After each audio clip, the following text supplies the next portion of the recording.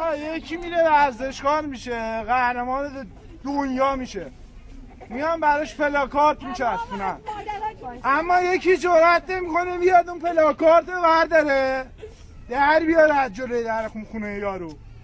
یکی یه همسایه پیدا نشد دلش بزرگ کنه اسم ستار رو بنویسه.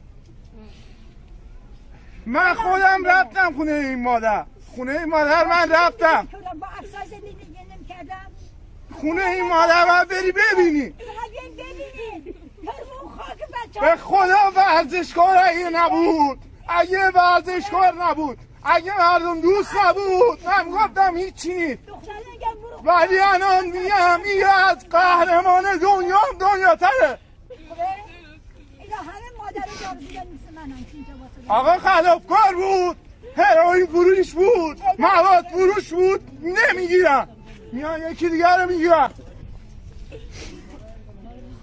این مادره، کدوم مادر دیدید کفن بچه‌ش و صورتشو نبینه؟ من مادرم مرده اما داغ من نیده. این آبچیه من داغش شیده، کی میتونه تحمل کنه؟ خدا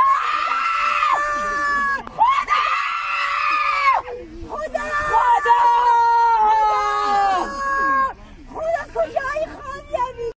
راضی هستم خدا ازت راضی بشه.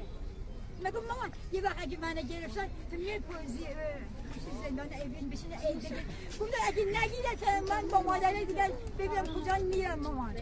میرم باشم فقط باشم هم دردی 14 سال من میرم الان جنازه به من ندادن. قربون جلوشو برم. دقیقه سعید منو بردن که برگردونم. قربون جلوشو برم. قربون ستارت برم. قربون چه برم؟